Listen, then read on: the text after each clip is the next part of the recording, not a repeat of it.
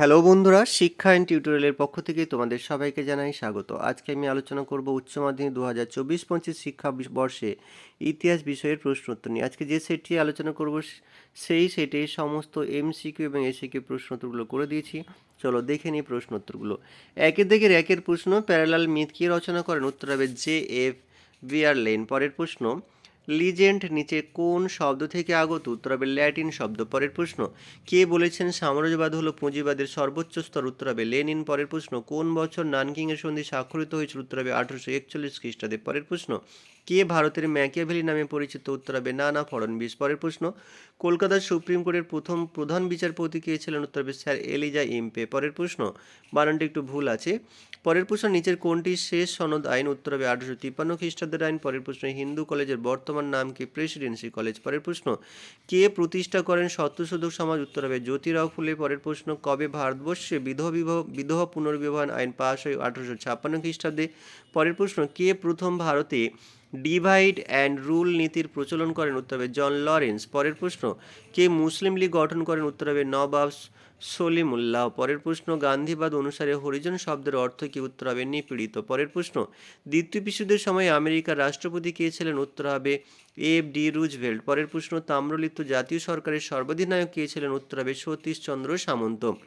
পরের প্রশ্ন, cabinet mission ভারতবর্ষে কোন বছর আসে? উত্তর হবে 1946 খ্রিস্টাব্দে। পরে যে ম্যাচিংটি আছে সেটা শের দাগের অপশনের উত্তরটি হবে। পরের প্রশ্ন, নিচের কোন রাষ্ট্রটির নির্জোট আন্দোলনের সদস্য ছিল না? উত্তর হবে ফ্রান্স। পরের প্রশ্ন, দাঁতা শব্দের অর্থ? উত্তর হবে উত্তেজনা প্রশমন। পরের প্রশ্ন, কোরিয়া যে অক্ষরেখা বরাবর বিভক্ত হয়? উত্তর হবে 38 ডিগ্রি অক্ষরেখা। পরের প্রশ্ন, ডিক্লোনাইজেশন শব্দটি প্রথম ব্যবহার করেন মরিয়স জুলিয়াস বার্ন। পরের প্রশ্ন, প্লেট ইকোনমি ফর ইন্ডিয়া বইটি কে রচনা করেন? এম বিশ্বেশ্বরাইয়া। পরের প্রশ্ন, ভারতের প্রথম মুখ্য নির্বাচন কমিশনার কে ছিলেন? সুকুমার সেন। পরের প্রশ্ন, সার্কের প্রতিষ্ঠাকালে কতগুলি সদস্য ছিল? উত্তর হবে 7টি। এইবার আমরা দুইয়ের দাগের এসিকিউ প্রশ্নোত্তরগুলো দেখব। দুইয়ের দাগের একের প্রশ্ন, আফ্রিকাকে কেন অন্ধকারাচ্ছন্ন মহাদেশ বলা হয়? 19 শতকের মধ্যভাগ পর্যন্ত ইউরোপবাসীর কাছে প্রায় সমগ্র আফ্রিকা অজ্ঞাত অনাবিষ্কৃত ছিল, তাই আফ্রিকাকে অন্ধকারাচ্ছন্ন মহাদেশ বলা হয়। পরের প্রশ্ন, মুক্ততার নীতি বলতে কি বোঝো?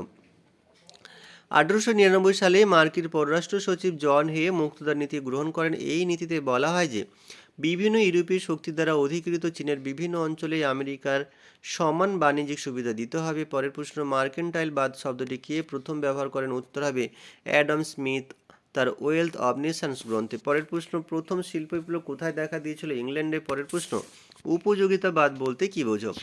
উপযোগিতাবাদ হলো নৈতিকতার একটি আদর্শিক তত্ত্ব যা বলে যে কোনো কর্মের নৈতিকতা বা ন্যায্যতা শুধুমাত্র সেই কর্মের ফলাফলের উপর নির্ভর করে। পরের প্রশ্ন, সম্পদের বহির্গমন বলতে কি বোঝো? পলাশী যুদ্ধে জয়লাভের পর British east India company Bangla থেকে প্রচুর অর্থ সংগ্রহ করে তা নিজের দেশে পাঠাতে থাকে। এই ঘটনাকে অনেকে ঐতিহাসিক সম্পদের বহির্গমন বলে অভিহিত করেছেন। পরের প্রশ্ন, কাও তাও প্রথা কি? কোনো বিদেশি দূত বাণিজ্যের উদ্দেশ্যে চীন সম্রাটের সাক্ষাৎ প্রার্থী হলে প্রথমে তাকে চীন সম্রাটের প্রতি বশ্যতা স্বীকারের নির্দেশ স্বরূপ সম্রাটের সামনে ভূমি স্পর্শ পর্যন্ত নত হতে হতো। এটি কাওতাও প্রথা নামে পরিচিত। পরের প্রশ্ন, কাদের শ্রীরামপুর ত্রয়ী বলা হয়? William Carey, William word, Joshua Marshman এই তিনজনকে একত্রে শ্রীরামপুর ত্রয়ী বলা হয়। পরের প্রশ্ন, কলকাতা বিশ্ববিদ্যালয়ের প্রথম উপাচার্য কে ছিলেন? উত্তর হবে স্যার জেমস উইলিয়াম কোলভিল। পরের প্রশ্ন, কে কবে মেট্রোপলিটন ইনস্টিটিউশন প্রতিষ্ঠা করেন? উত্তর হবে ঈশ্বরচন্দ্র বিদ্যাসাগর 1872 সালে। পরের প্রশ্ন, মে 4th আন্দোলন কি? বিংশ শতকের দ্বিতীয় দশকে চীনের রাজতন্ত্রী ও প্রজাতন্ত্রী বিপ্লবীদের মধ্যে প্রবল সংগ্রাম শুরু হয়। এই পরিস্থিতিতে চীনে বিদেশিদের আধিপত্যের অবসানের লক্ষ্যে সেদেশে প্রবল এক বৌদ্ধিক আন্দোলন ছড়িয়ে পড়ে। 1919 খ্রিস্টাব্দে 4 মে শুরু হয় এই আন্দোলন মে 4th আন্দোলন নামে পরিচিত। পরের প্রশ্ন, সান মি চু আই কি? চীনের শাহ সেন 1898 খ্রিস্টাব্দে চীনা জনগণের জন্য 3টি নীতি অর্থাৎ সান মি এন চু আই ঘোষণা করেন। এই 3টি নীতি হলো জনজাতীয়তাবাদ, জনগণতন্ত্রবাদ ও জনজীবিকাবাদ, জনসমাজবাদ। কে কবে অধীনতামূলক মিত্রনীতি চালু করেন? উত্তরে বড়লাট লর্ড ওয়েলেসলি 1798 খ্রিস্টাব্দে। পরের প্রশ্ন, দেশীয় রাজ্য বলতে কি বোঝো? 1947 খ্রিস্টাব্দে স্বাধীনতা লাভের আগে ভারতীয় ভূখণ্ডে ব্রিটিশদের প্রত্যক্ষ শাসনের বাইরে ছোট বড় মিলিয়ে প্রায় 565টি স্বায়ত্তশাসিত রাজ্যে অবস্থিত ছিল। এগুলি দেশীয় রাজ্য নামে পরিচিত। পরের প্রশ্ন, কে ভারতের লৌহ মানব নামে পরিচিত? উত্তর হবে সর্দার বল্লভভাই প্যাটেল। পরের প্রশ্ন, কবে এবং কোথা থেকে নৌবিদ্রোহ শুরু হয়েছিল? উত্তর হবে 1946 খ্রিস্টাব্দে 8ই ফেব্রুয়ারি মুম্বাইয়ের তলোয়ার নামক জাহাজে প্রথম নৌবিদ্রোহের সূচনা হয়েছিল। পরের প্রশ্ন, গ্রেট ক্যালকাটা কিলিং কি? 16 আগস্ট 1946 সালে সর্বভারতীয় মুসলিম লীগ একটি পৃথক মুসলিম আবাসভূমির দাবিতে একটি সরাসরি পদক্ষেপ বা ডাইরেক্ট অ্যাকশন নেওয়ার সিদ্ধান্ত নেয়। এই দিন মুসলিম ও হিন্দু সম্প্রদায়ের মধ্যে ব্যাপক সহিংসতার ঘটনা ঘটে, বহু মানুষকে হত্যা করা হয় এবং অগণিত আহত হয়। এই ঘটনা গ্রেট ক্যালকাটা কিলিং নামে পরিচিত। পরের প্রশ্ন, মাউন্ট ব্যাটেনের প্ল্যান কি? মাউন্ট ব্যাটেনের উপদেষ্টা লর্ড ইসমে ব্রিটিশ পার্লামেন্টে ভারত ভাগের পরিকল্পনা পাঠান, যা ভারতীয় স্বাধীনতা আইনরূপে পাশ হয় এবং মাউন্ট ব্যাটেনের পরিকল্পনা নামে পরিচিত। পরের প্রশ্ন, মার্শাল টিটো কে ছিলেন? স্বাধীন যুগোস্লেভিয়ার রাষ্ট্রপ্রধান। পরের প্রশ্ন, তেল কূটনীতি কি? দ্বিতীয় বিশ্বযুদ্ধের পর তেল সম্পদের সংকোচনের ফলে আমেরিকা পরিবহন ও শিল্পক্ষেত্রে সংকট দেখা দেয়। এই পরিস্থিতিতে তেল সমৃদ্ধ মধ্যপ্রাচ্যের উপর প্রাধান্য বিস্তারের লক্ষ্যে বিভিন্ন দেশের সঙ্গে কূটনৈতিক সম্পর্ক গড়ে তোলায় মার্কিন পদক্ষেপকে তেল কূটনীতি বলা হয়। পরের প্রশ্ন, লং মার্চ কি?